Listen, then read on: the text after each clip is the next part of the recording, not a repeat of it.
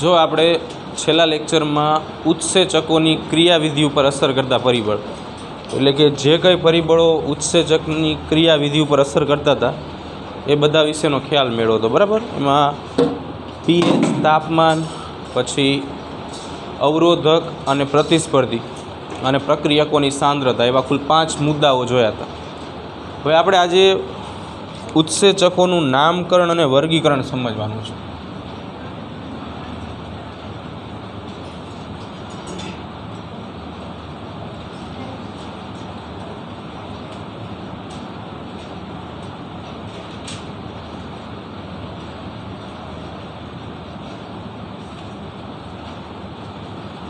ઉત્સેચકનું નામકરણ અને વર્ગીકરણ, આ મુદ્દાનો અભ્યાસ આપણે કરવાનો છે. એટલે કોઈ પણ ઉત્સેચક છે એને આપણે કેવી રીતે નામ આપશું, અથવા તો આ ઉત્સેચકનું વર્ગીકરણ આપણે કેવી રીતે કરશું. જનરલી આપણને જે કંઈ માહિતી આપી છે એ માત્ર ઉત્સેચકના વર્ગીકરણની છે.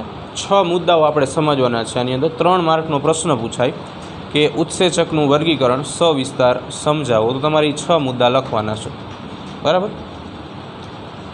આપણે નામકરણ સમજાવશું પણ એ ટેક્સ્ટ બુકમાં નથી, એટલે તમારે એક્ઝામમાં એ લખવાનું નથી. એક ઔપચારિક છે, બરાબર, નીટ માટે કે આગળ માટે કામમાં માટે.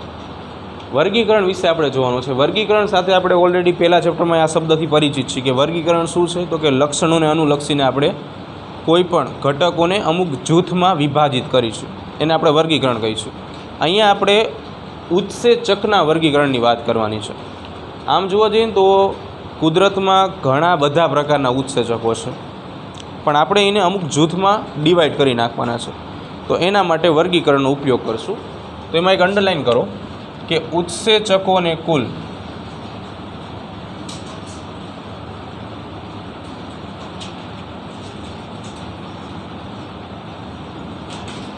6 વર્ગોમાં વિભાજિત કરવામાં આવે છે.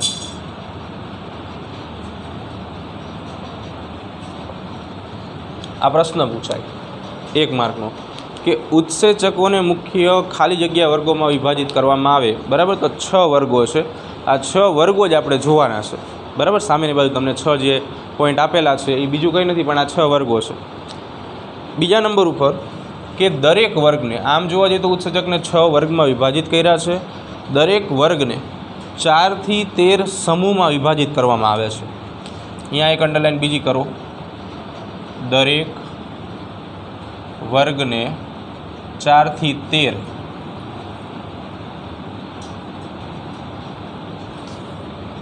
સમૂહમાં વિભાજિત કરવામાં આવે છે. અહીંયા નીચે એક લાઈન આપી છે 4 અક્ષરીય, જો જેનું નામકરણ 4 અક્ષરીય સંજ્ઞા પર આધારિત છે. અહીંયા એક અંડરલાઇન કરો, આનું નામ, બરાબર. હવે આપણે માત્ર પહેલો પોઈન્ટ જ સમજવાનો છે, આ બીજો પોઈન્ટ સમજવાનો નથી. ખાલી આપણે મુખ્ય 6 વર્ગોનો અભ્યાસ કરવાનો છે. એના જે પેટા વર્ગો છે અથવા તો જે કંઈ એના સમૂહ છે ને એની સાથે આપણે કોઈ અભ્યાસ કરવાનો નથી, માત્ર આપણે આ 6નો અભ્યાસ કરશું.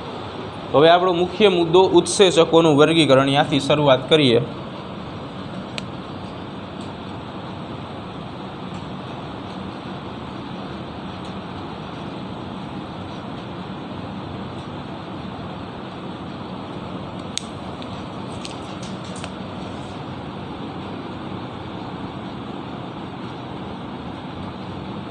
ચાલો, સૌથી પહેલાં આપણે વાત કરીએ ઓક્સિડો રિડક્ટેઝ ઉત્સેચકની. નંબર 1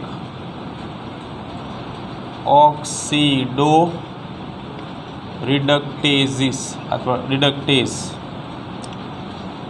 બીજું નામ એનું આપ્યું છે ડી હાઇડ્રોજીનેસ.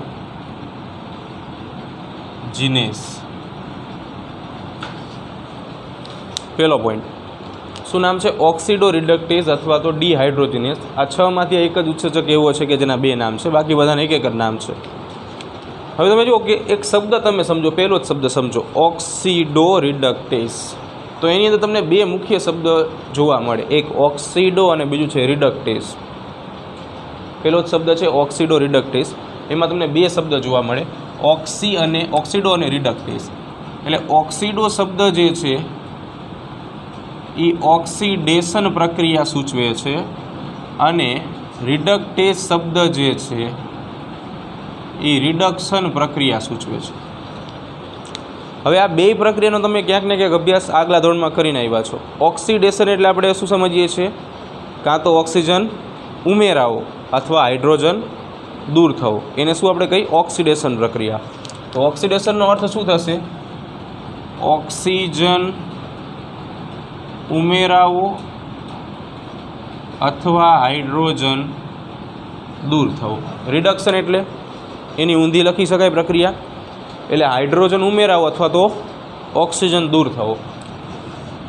એટલે H2 એટલે કે હાઇડ્રોજન ઉમેરાવો અથવા ઓક્સિજન દૂર થવો. તો એક જ ઉત્સેચક આ બે ક્રિયા કરે છે, એટલે કે ઓક્સિડેશન એ કરશે અને રિડક્શન એ કરશે, બંને ક્રિયાઓ સાથે કરશે આ ઉત્સેચક. એટલે ઉત્સેચકની લાક્ષણિકતા શું છે કે પ્રક્રિયાર્થીની સાથે ઓક્સિડેશન અને રિડક્શનની ક્રિયા દર્શાવે.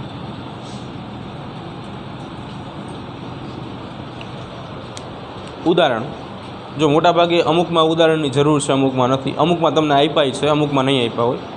નહીં આપ્યો એમાં આપણે અમુક લખાવશું, બરાબર? જે જરૂરી છે એ લખાવશું. તો આનું એક ઉદાહરણ આપ્યું છે. પહેલાં તો આપણને એક પદાર્થ આપ્યો છે એસ, સબસ્ટ્રેટ. એની નીચે શું લખ્યું છે? રિડ્યુસ, બરાબર? અથવા ઓક્સિડેસ, જે તમારે લખવું હોય.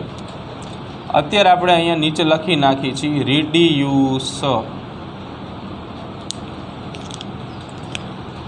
Plus S dash. यहाँ लख्यू है ऑक्सीडाइज.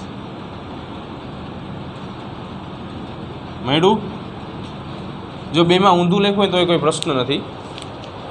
हवे शू थाय छे? आगळ एरो आपीने तमने आवुं आप्युं छे एस प्लस एस डैश, एटले के एस ऑक्सीडाइज थाय छे अने एस डैश रिड्यूस थाय छे. हवे जो आ प्रक्रिया शुं कहेवा मांगे छे? बे शब्द पहला समझी लीए. रिड्यूस इन शॉर्ट में जे रिडक्शन पामेलो छे, ऑक्सीडाइज एटले जे ऑक्सिडेशन पामेलो छे. आपणी पासे बे प्रक्रियको छे, एमां एक रिड्यूस छे ने बीजो ऑक्सिडाइज छे, एटले के एक रिडक्शन पामेलो छे ने बीजो ऑक्सिडेशन पामेलो छे.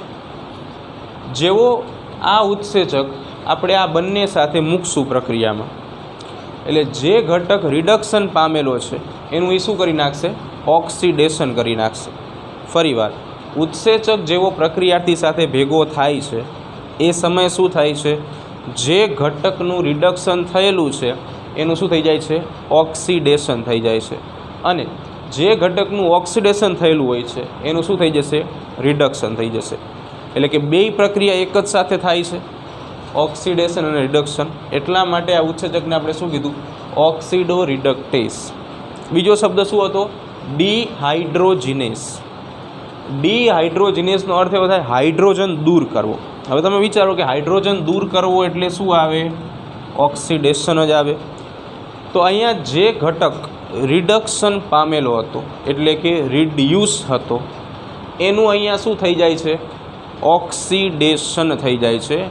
એટલે કે આનું હાઇડ્રોજન દૂર થઈ અને એનું રૂપાંતરણ ઓક્સિડાઇઝ સંયોજનમાં થાય છે. ફરીવાર બે શબ્દ સમજી લો. રિડ્યુસ એટલે એવા ઘટક કે જેનું રિડક્શન થયેલું છે, ઓક્સિડાઇઝ એટલે એવા ઘટક જેનું ઓક્સિડેશન થયેલું છે. આ ઉત્સેચકનું કામ શું છે? જે રિડ્યુસ ઘટક છે એનું ઓક્સિડેશન કરશે, એટલે કે એની અંદર ઓક્સિજન ઉમેરશે અથવા તો એની અંદર રહેલો હાઇડ્રોજન દૂર કરશે. બીજા નંબર ઉપર શું છે કે એસ ડેશ જે ઓક્સિડાઇઝ ઘટક હતો એનું શું કરી નાખશે? રિડક્શન કરી નાખશે, એટલે એની અંદર હાઇડ્રોજન એડ કરશે અથવા તો એની પાસેથી ઓક્સિજન દૂર કરશે. કેટલાને ખબર પડશે આમાં? હા, કેટલાને ખબર નહીં પડે આમાં? બધાને આવડશે. સરસ, હોશિયાર. નેક્સ્ટ ટ્રાન્સફરેજીસ આપેલો છે. નંબર 2 ટ્રાન્સફરેજીસ. ટ્રાન્સફર આ શબ્દથી આપણે પરિચિત છે. ટ્રાન્સપોર્ટના સાધનો, ઉદાહરણ તરીકે તમે આવી રીતે કોઈ બસની અંદર અહીંયાથી અમદાવાદ જાઓ છો તો બસ એ ટ્રાન્સફર થઈ, તમે ટ્રાન્સફર થયા, એટલે કે તમે સુરેન્દ્રનગરથી ક્યાં પહોંચી ગયા? અમદાવાદ પહોંચી ગયા. એવું ઉત્સેચકનું કામ છે ટ્રાન્સફરેજીસ. આ શું કરે? ઘટકને એક સ્થાનેથી બીજા સ્થાને લઈ જાય.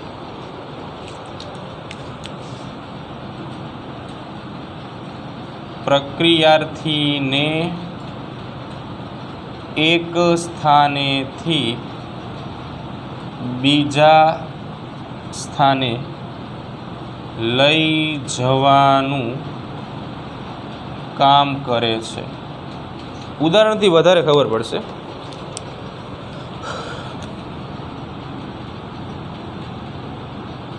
ધારી લ્યો કે આ એસ ડેશ સંયોજન હતું. એસ ડેશ એક આખું સંયોજન છે. બંને વચ્ચે જે આપણે લીટો કરેલો છે એ બંધ કહેવાય, કે જે બેની વચ્ચે બનેલો છે. બરાબર. હવે શું કરી છે આપણે? કોઈ ત્રીજો ઘટક એડ કરી છે. ફોર એક્ઝામ્પલ કે અહીંયા હું આ એક જી એડ કરું છું. તમને સારો લાગે ને અક્ષર તમે એડ કરી શકો. બરાબર. તો શું થશે કે હવે ટ્રાન્સફરની પ્રક્રિયા એટલે કે વહનની પ્રક્રિયા શું કહેવા માગે છે?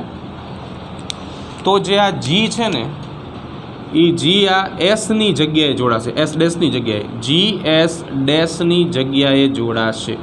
બરાબર. હવે જેવો જી એસ ડેશની જગ્યાએ જોડાઈ જાય એટલે એસ અને જી બને અહીંયા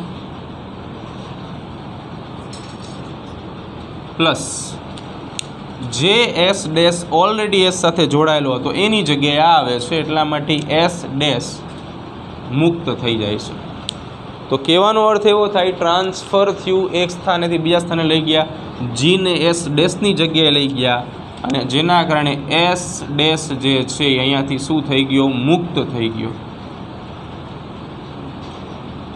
શું થઈ ગયો? અહીંયાથી મુક્ત થઈ ગયો. અને આ પ્રક્રિયાને આપણે શું કહીશું? Transfer process. અને એની સાથે સંકળાયેલા ઉત્સેચકને આપણે કહીશું ટ્રાન્સફરેજીસ. કેટલાને ખબર નહીં પડે આમાં? ચલો ફરી વાર જોઈએ. ટ્રાન્સફરેજીસનું કામ શું છે? પ્રક્રિયાર્થીને એક સ્થાનેથી બીજા સ્થાને લઈ જાય, તો કોઈ ઘટકને એક સ્થાનેથી બીજા સ્થાને લઈ જાય. આ સાદો ઘટક હતો એસ ડેશ. બરાબર. બે ઘટકો છે, બંને વચ્ચે બંધ છે. હવે શું થાય છે કે જે જી છે આ જી આ એસ ડેશની જગ્યાએ આવે છે. ખોખોની રમત રમેલા, સંગીત ખુરશી યાદ હોય તો નાનપણમાં ક્યાંક ને ક્યાંક રમેલા હોય. બરાબર. કે શું હોય કે ખોખોની અંદર એવું હોય કે કોઈ દોડતો વ્યક્તિ આવી તમને ખો આપે એટલે તમારે ઊભું થઈ જવાનું, એટલે તમે એના સ્થાને બેસી જાઓ છો અને ઓલો તમારા સ્થાને ઊભો થઈ જાય છે. બસ એવું જ અહીંયા છે. આ એસ અને એસ ડેશ વચ્ચે બંધ હતો. આ જી જે છે એ એસ ડેશની જગ્યાએ જોડાઈ જાય છે, એટલે આખું સંયોજન બનશે એસ અને જી. જે આની સાથે જોડાયેલો હતો જી આવી ગયો એટલે આ છૂટો પડી ગયો, એટલે અહીંયા શું આવી જશે? S dash. હજી કેટલાને ખબર ન પડી? સરસ. નંબર 3 હાઇડ્રોલેજીસ આપેલું છે.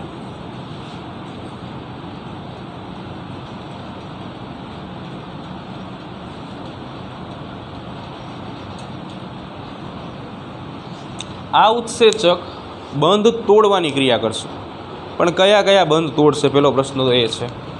પહેલાં આપણે લખી નાખી એક શબ્દ કે જળ વિભાજન દ્વારા બંધ તોડવાની ક્રિયા કરે છે. જળ વિભાજન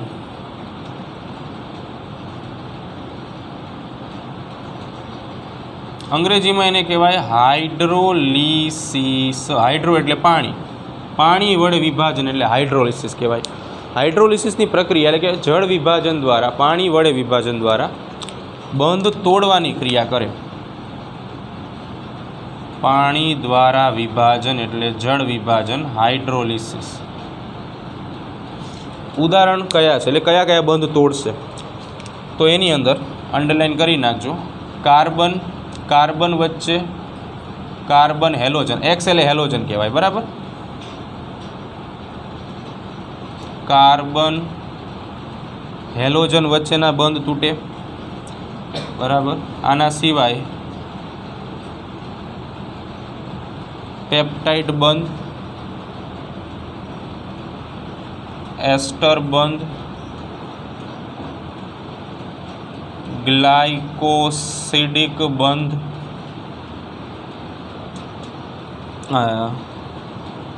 પીએન બંધ. પીએન એટલે ફોસ્ફરસ અને નાઇટ્રોજન વચ્ચેનો બંધ, બરાબર. ફોસ્ફરસ નાઇટ્રોજન બંધ, એસ્ટર અને ગ્લાયકોસિડિક અને ઇથર બંધ. આના વિશે નહીં ભણ્યા હોય, કેમેસ્ટ્રીમાં ભણશો. ઓક્સિજન સાથે જોડાય એટલે ઇથર બંધ બને. આવા બંધ જે છે ને એ હાઇડ્રોલિસિસ તોડી શકે જળ વિભાજન દ્વારા, બરાબર. આ એની કેપેસિટી છે.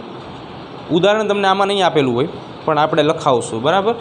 આપણે આમાંથી કોઈ પણ એક બંધ વિચારી લઈએ. ફોર એક્ઝામ્પલ ગ્લાયકોસિડિક બંધ વિચારી.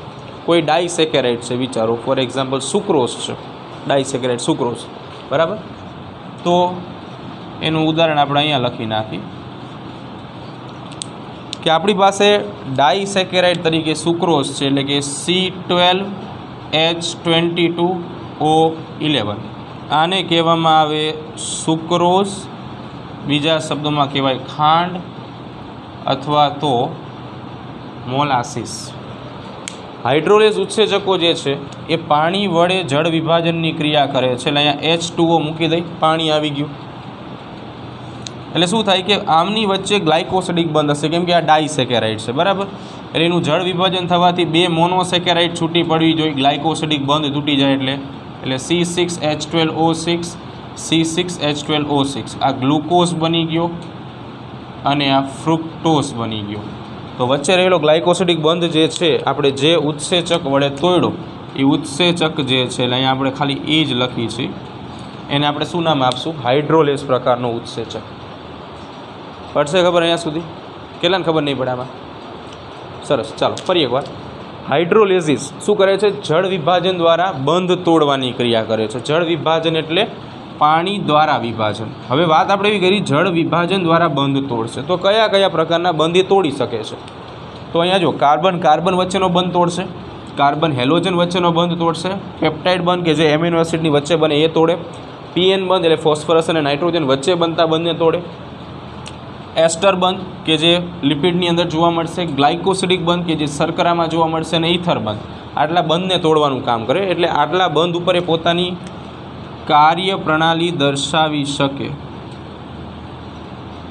એની અંદર આપણે એક ઉદાહરણ લીધું, ડાયસેકેરાઇડ સુક્રોઝનું ઉદાહરણ હતું, બરાબર. આ સુક્રોઝ જે છે એ સુક્રોઝ ડાયસેકેરાઇડ છે, જેનું બીજું નામ ખાંડ અથવા તો મોલાસીસ તરીકે ઓળખાય, બરાબર.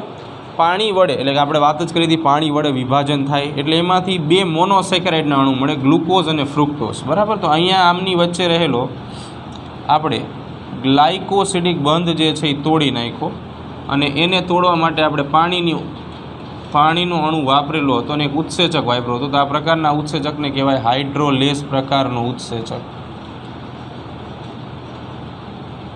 હજી કેટલાને ખબર નહીં પડે? ચાલો નંબર 4 ઉપર જઈ.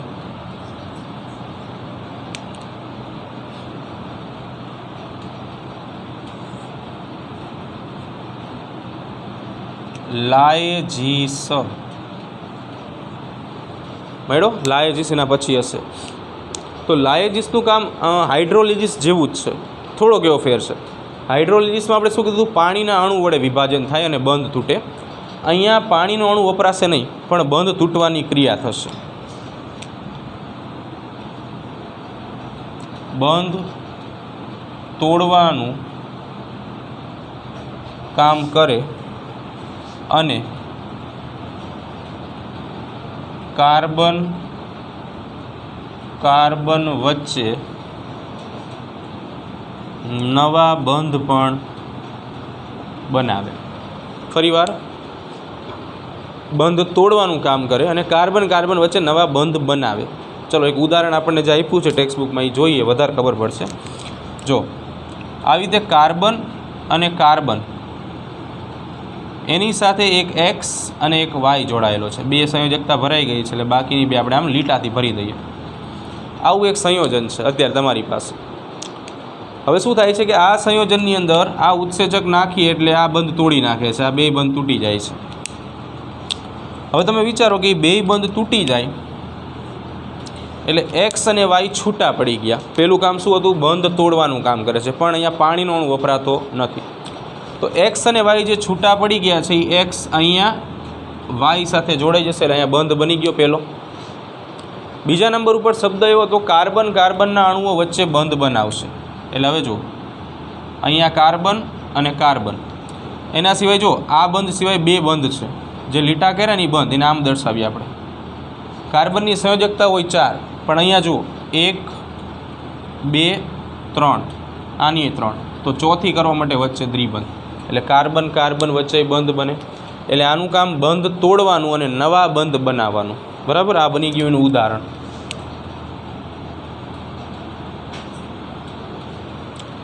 આમાં કેટલાને ખબર નહીં પડે? ફરી વાર ચાલો.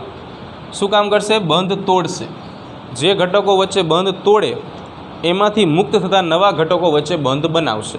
જેમ કે પહેલા સંયોજનમાં કાર્બનની સાથે એક્સ અને વાય બે જોડાયેલા હતા.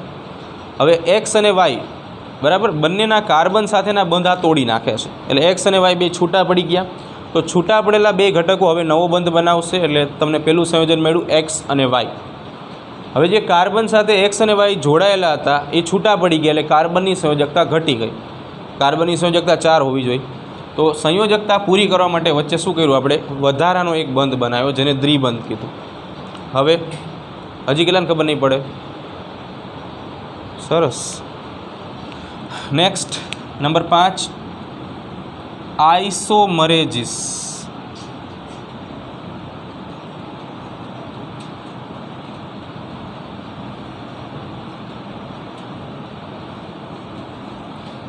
આઇસોમરેઝિસ, બરાબર. આઇસોમરેઝિસ એક અંગ્રેજી શબ્દ આઇસોમર, એના ઉપરથી સમજવાનું છે. આઇસોમરને કહેવાય સમઘટક. તો આઇસોમરેઝિસ શું કરે છે? કોઈ પણ પ્રક્રિયાર્થીનો સમઘટક બનાવે છે. પ્રક્રિયાર્થીનો સમઘટક બનાવે છે. સમઘટક એટલે આઇસોમર. હવે સમઘટક કેટલા પ્રકારના હોય ને એ આપણે જોઈ લઈએ. તમને આપ્યું છે ને ભવિષ્યમાં તમે ભણશો. સમઘટકો પ્રકાશીય પ્રકારના હોય, જે તમે 12 સાયન્સની અંદર કેમેસ્ટ્રીમાં ભણશો, બરાબર. બીજા નંબર ઉપર સમઘટકો જે છે એ બંધારણીય હોય, બધાયના બંધારણીય સૂત્ર અલગ અલગ હોય, અને અમુક સમઘટકો ભૌતિક પણ હોય. આવા 3 પ્રકારના સમઘટકો હોય. ઉદાહરણ તમને આપ્યું નથી પણ આપણે લખાવશું. ઉદાહરણ તરીકે તમારી જોડે C6H12O6 હોય, એટલે કે જેને આપણે ગ્લુકોઝ કહીએ છીએ, અને તમે આવો ઉત્સેચક વાપરો છો, એટલે કે આઇસોમરેઝિસ પ્રકારનો. તો આ ગ્લુકોઝનું રૂપાંતરણ એ જ ગ્લુકોઝના સમઘટક એટલે કે C6H12O6 એવા ફ્રુક્ટોઝમાં થઈ જાય. તો આના ઉપરથી એવું સાબિત થાય છે કે ગ્લુકોઝ અને ફ્રુક્ટોઝ બંને એકબીજાના સમઘટક છે, બરાબર. બેયના બંધારણીય સૂત્ર સરખા છે, C6H12O6 C6H12O6. પણ બેમાં ફેર શું છે? ગ્લુકોઝ જે છે એની અંદર ક્રિયાશીલ સમૂહ તરીકે આલ્ડીહાઇડ આવેલો છે, જ્યારે ફ્રુક્ટોઝની અંદર ક્રિયાશીલ સમૂહ તરીકે શું છે? કીટોન આવેલો છે. આટલો ફેર છે. ચલો, આ કેટલાને નહીં ખબર પડે?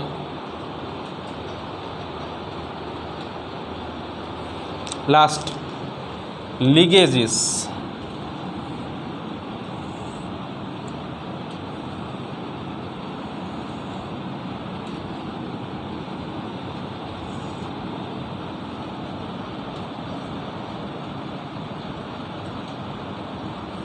આ બેમાં ભૂલ ન થાય, ધ્યાન રાખજો. લાયેજિસ અને લિગેજિસ એક જ ઉત્સેચક આપણી પાસે એવો છે અપવાદરૂપ કે જે બંધ તોડશે નહીં પણ બંધ બનાવશે.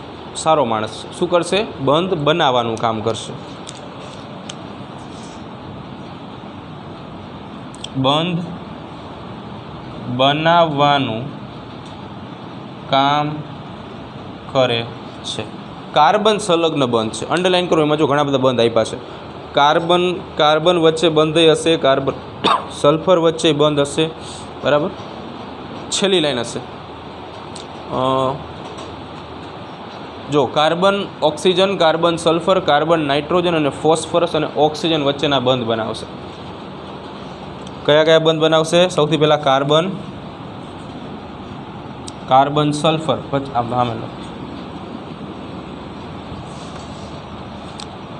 કાર્બન અને સલ્ફર, પછી કાર્બન અને ઓક્સિજન, પછી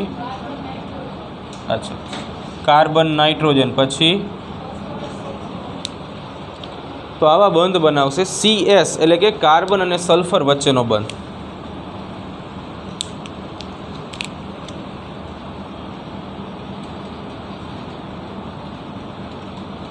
CO એટલે કાર્બન અને ઓક્સિજન। PO એટલે ફોસ્ફરસ અને ઓક્સિજન। CN એટલે કે કાર્ટૂન નેટવર્ક, કાર્બન અને નાઇટ્રોજન, બરાબર। તો આ થઈ ગયું વર્ગીકરણ, 3 માર્કનો પ્રશ્ન, બરાબર। આ તમારે બધા મુદ્દા લખવાના રહે આમાં। આ માત્ર વાત વર્ગીકરણની છે। હવે વધારાનો એક મુદ્દો આપણે સમજાવી છીએ, એ મુદ્દો તમારે ખાલી ફેરબુકમાં લખવાનો છે, તમને ટેક્સ્ટ બુકમાં આપ્યો નથી, થોડોક નીટ બેઝ મુદ્દો છે। એ આ નામકરણ માટેનું છે। 2 નાના ટોપિક આપણે લખવાના છે, પોઈન્ટ ફોર્મમાં આવી જશે। એ તમારે એક્ઝામમાં ક્યાંય લખવાના નથી ગુજરાત બોર્ડની, બરાબર, કેમ કે આપણે શું ટેક્સ્ટ બુકનું ચલાવી છે ને, એટલે આ નહીં લખવાનું। પણ આ જે મુદ્દો હવે આપણે લખાવશું ને, એ આપણે આગળ જે એનાટોમીના ચેપ્ટર આવે છે, ફિઝિયોલોજીના ની બધા વનસ્પતિના અને દેહધર્મ વિદ્યાના, એમાં ઉપયોગી બનશે। આ મુદ્દો એના માટે છે કે આપણે કોઈ પણ ઉત્સેચકને ઓળખી કેવી રીતે, ઉદાહરણ તરીકે તમને કોઈ નામ આપ્યું હોય તો તમે એ ઉત્સેચકને ઓળખો કેવી રીતે, તો એ આને મદદથી તમે ઓળખી શકશો, બરાબર। એટલે મુદ્દો આખો એક્સ્ટ્રા પોઈન્ટમાં છે। મુદ્દાનું નામ છે ઉત્સેચકોનું નામકરણ। ઉત્સેચકોનું નામકરણ। કોઈ પણ ઉત્સેચકનું નામકરણ જે છે ને, એ 2 રીતે આપી શકાય। મોટા ભાગે 2 રીતે ઉત્સેચકને નામકૃત કરવામાં આવે છે। એમાં પહેલા નંબર ઉપર આવે કે ઉત્સેચક જે પ્રક્રિયા કરે છે તેના નામના આધારે। એક નામકરણ એવી રીતે આપવામાં આવે છે કે ઉત્સેચક જે કંઈ પ્રક્રિયા કરતો હોય એની પ્રક્રિયાના નામના આધારે એને નામ આપવાનું। ફોર એક્ઝામ્પલ, અહીંયા આપણે હમણાં વાત કરી જળ વિભાજન, અંગ્રેજીમાં આપણે નામ આપ્યું હાઇડ્રોલિસિસ, તો એ ઉત્સેચકને આપણે શું નામ આપ્યું? હાઇડ્રોલેસિસ, બરાબર। એટલે ઉદાહરણ તરીકે કોઈ એક પ્રક્રિયા કરે છે, પ્રક્રિયાને ધ્યાનમાં લો, આ પ્રક્રિયા ઉદાહરણ તરીકે જળ વિભાજનની છે, એટલે એને આપણે અંગ્રેજીમાં કહીશું હાઇડ્રોલિસિસ। તો આવા ઉત્સેચકને નામ આપશું આપણે હાઇડ્રોલેઝ ઉત્સેચક। શું નામ આપશું? હાઇડ્રોલેઝ ઉત્સેચક। કેમ? કારણ કે એ પ્રક્રિયા કરે છે જળ વિભાજન, જેને અંગ્રેજીમાં કહેવાય હાઇડ્રોલેસિસ। આ બધા લેટિન શબ્દો છે, ગુજરાતીમાં હોય તો જડેશ ઉત્સેચક આપણે નામ આપી દે, બરાબર, પણ એ વસ્તુ વ્યાજબી ન કહેવાય, એટલે આ બધા જે ચલવે છે એ આપણે રાખશું। આમાં કોઈને પ્રશ્ન કરો? સરસ। બીજો પોઈન્ટ, અહીંયા પહેલો પોઈન્ટ આપણે એવો લખ્યો હતો, ઉત્સેચક જે પ્રક્રિયા કરે છે એ પ્રક્રિયાના નામના આધારે। બીજો પોઈન્ટ, ઉત્સેચક જે પ્રક્રિયાર્થી એટલે કે પ્રક્રિયક સાથે અથવા પ્રક્રિયક પર કામ કરે છે તેના આધારે। પહેલા વાત પ્રક્રિયાની થઈ, હવે પ્રક્રિયાર્થી અથવા તો પ્રક્રિયકની થઈ। ઉદાહરણ તરીકે સુક્રોઝ હોય આપણી પાસે, તો સુક્રોઝ એક પ્રક્રિયક કહેવાય। પછી પ્રોટીન હોય તો એ પણ એક પ્રક્રિયક કહેવાય। લિપિડ હોય તો એ પણ એક પ્રક્રિયક કહેવાય. તો સુક્રોઝ ઉપર કામ કરતા ઉત્સેચકને આના નામ ઉપરથી સુક્રેઝ કહેવામાં આવે. શું કહેવાય? સુક્રેઝ. પ્રોટીન હોય તો એને પ્રોટીએઝ કહેવામાં આવે. લિપિડ હોય તો એને લાઇપેઝ કહેવામાં આવે. ઇન શોર્ટમાં બધા નામ જે છે એ કોના ઉપરથી આવ્યા છે? પ્રક્રિયકના નામ ઉપરથી. હજી થોડુંક વધારી માલ્ટોઝ, આ એક ડાયસેકેરાઇડનું નામ છે. તો માલ્ટોઝ ઉપર કામ કરતો હોય ને એને માલ્ટેઝ કહેવામાં આવે. કહેવાનો અર્થ શું છે કે આ બધા જે બ્લેક કલરથી આપણે લખ્યા છે ને એ બધા શું છે? પ્રક્રિયકો છે અથવા પ્રક્રિયાર્થી. અને આ બધા એની ઉપર કામ કરતા ઉત્સેચકો છે. ચલો બીજા પોઈન્ટમાં કેટલાને પ્રશ્ન છે? બધાને ખબર પડશે ને? બરાબર. છેલ્લો એક પોઈન્ટ, ઉત્સેચકનું નામ જો, આનું આ જુઓ, આ લાલવાળા જુઓ, બધાની પાછળ તમને એક વસ્તુ કોમન દેખાશે, એઝ મળે છે. જો હાઇડ્રોલેઝ, સુક્રેઝ, પ્રોટીએઝ, લાઇપેઝ, માલ્ટેઝ, એઝ શું છે? તો કે એઝ જે છે ને એ પ્રત્યય છે. હવે તમે વિચારો કે આ સુક્રોઝનું નામ સુક્રેઝ કઈ રીતે આવ્યું? તો સુક્રોઝમાંથી ઓઝ કાઢ્યો અને એઝ નાખ્યો.